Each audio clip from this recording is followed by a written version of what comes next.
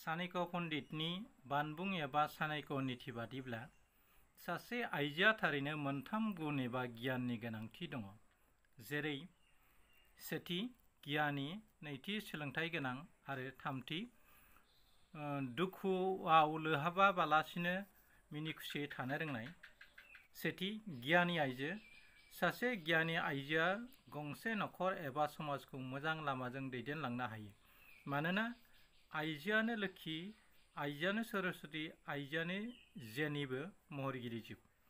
बे आइजोआ अगियान जायोब्ला बिनि नखर, बिनि संसारा सुख शान्ति गैयै जायो। आइजोआनो नखर लाखियो, आइजोआनो नखर सिफायो। बेनिखायनो बुंनाय जायो, आइजोआ मोजांब्ला नखर, आइजोआ गाज्रिब्ला हाखर होना।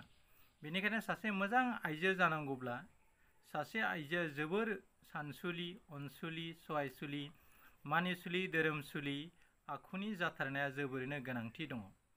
जायनि जाउनाव बेफोर गुनफोरखौ दानि आइजोफोरनि देहायाव गैयैखायनो गंसे नखर, समाजा बदनामनि बाहागोरि जानो गोनां जायो। नैथि सोलोंथाइ गोनां आइजो। गंसे नखरनि दावगानाय आरो बायनायनि साबिखाथिया सासे आइजोनि आखाइ मोजोमावनो थायो। सासे आइजोआ गुनि आरो थार सोलोंथाइ गोनां जायोब्ला नखरनि सोरगिदिं थासारिखौ नायनानै बे नखरनि गुदुं गुसुखौ सामलायनानै गंसे नखरखौ खुसियाव लाखिनानै बायदि हाबा हुखा, खामानि दामानिफोरखौ जाफुंसार होनो हायो।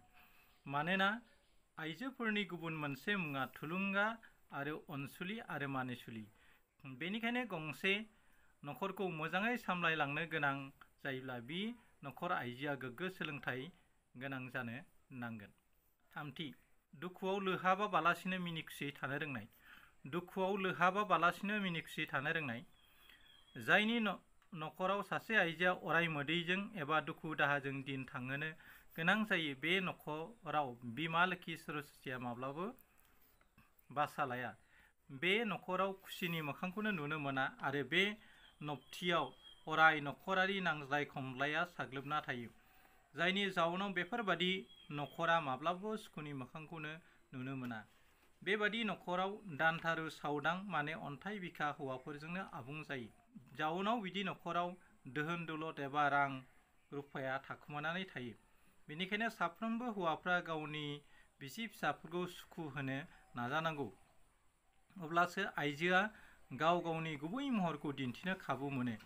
मानोना सासे आइजोआ गासै सुबुंनि सुखुनि बिफाव लाना हाबा मावनो हायो। बेफोर बिफावखौ लानो आइजोफोरखौ खाबु होनांगौ, नङाब्ला नोंथां आरो नोंथांनि नखरा सिलिंखार जानो हागौ। मानोना सासे आइजोआ माब्लाबा बिमा, माब्लाबा बिबाजै, माब्लाबा बिब', माब्लाबा बिनानाव, माब्लाबा बिखुनजो, माब्लाबा बिमाजो, माब्लाबा बिमादै जेनिबो महर लानो हायो।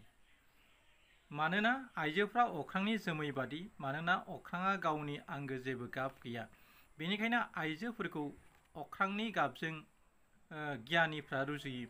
फारसेथिं बिसोरो दै बादि, जेराव दोनो बावहायनो बेनिनो महर लायो। लैथोआव दोनबा लैथोआव, दैमायाव दोनबा दैमा, दैस्लुङाव दोनबा दैस्लुङाव, लथायाव दोनबा लथानि, गिलासाव दोनबा गिलासनि, दैहुआव दोनबा दैहुनि बायसेथ्रा महर। बेनिखायनो जाय नखर आइजोआ बिसोरबो जाहाथे रंजा खुसि थायालासिनो मोदैजों मोखांजों जाहाथे नखराव थाया। मानोना दुखुथिया आइजोआ फाग्लिनि मुद लानानै सनानि संसारखौ दावखानि बाहा खालामनो हायो। बेनिखायनो दुखुआव लोहाबालासिनो साफ्रोमबो आइजोआ नखरखौ दैदेननो नाजायोब्ला बे नखरा थाबैनो जौगायो। ब्रैथि मा अंगखौ फुं समाव दाङोब्ला जिउआव रां खावरिनि आंखाल जाया। आइजोनि मा अंगखौ फुं समाव दाङोब्ला जिउआव रां खावरिनि आंखाल जाया। जाय नखराव फुङावनो सिखारग्रो मोना हिन्जाव मानसिनि आथिं दाङो हौवा मानसिया, बेयो गावनि बिसि, गावनि बिमा, बिखुनजो, बिमाजो जियानो जायाथों मानो बे नखराव आइ लोक्षि बिमाया बासा बोयो आरो बे नखराव साया जानानै थायो आरो अराय बोर सारस्रिबाय थायो।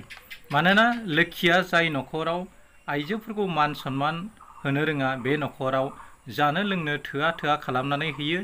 जाहोनाव बिदि नखरनि हौवाफ्रा दाहोना खामला मुजुरि मावना गावनि जिउखौ खांनो गोनां जायो। अब्लानो बिनि नखराव रांखावरि थोरायनो हाया जायो। आरो बिसोरनि नखरा दुखु दाहाजों गोजोमनानै जिउ खांनो गोनां जायो। बेनिखायनो साफ्रोमबो नखरनि मानसिया माबा मोनसे हाबाखौ हासिल खालामनायनि सिगां जायखि जाया थाखोनि नखर आइजोखौ फुङाव बिसनानिफ्राय सिखारनाय लोगो लोगोनो आइजो एबा हिन्जाव माहारिखौ खुलुमनानै हाबा मावनो नांगौ। अब्लानो नोंनि नखरा जेबो रांखावरिनि आंखालजों साग्लोबजानो गोनां जानाय नङा। मख'थावना खोथा दि नोंथाङा बिमा बिब' जेखि जाया सोमोन्दोनि आइजोखौ खुलुमनो लाजियोब्ला गोथार गोसो लाना बिसिनि आथिङाव सिरि दांनानै खुलुमनो हायो। नाथाय सानसेब्लाबो मोनथिगोन दा लाजि बिसि फिसायनि अननायासो लैथो बादि थौलांगोन, बिसिया बांसिन फोथायगोन फिसाय होनना मानिगोनबो। बेनिखायनो नोंथाङा थाबैनो जिउआव रांखावरिनि बिगोमा जानोब्ला फुङाव सिखारनायनि सिगां आइजोनि आथिं दांना खुलुमनाय हुदा खालामदो। अब्लानो नोङो लोक्षि आइनि फिसा जानो हागोन। बे खोथाखौ आं बुङाखै, सासे भारत हादरनि महापन्डित चाणक्यआ गावनि चाणक्य नीतियाव लिरना गालांदों। गोजौनि सावरायनायनिफ्राय जों मिन्थिनो हायोदि थारैनो नखर आरो समाज जौगानाय बिथिङाव आइजोफोरनि बिफावआ खम नङा। बेनिखायनो गासै आइजोफोरानो गोजौआव सावरायनाय खान्थिफोरखौ मानिनानै सोलियोब्ला गंसे नखरा लोब लोब दावगानो थाबैनो हागोन। एसेनोसै, गोजोन्थों, खुलुमबाय, जै बर'।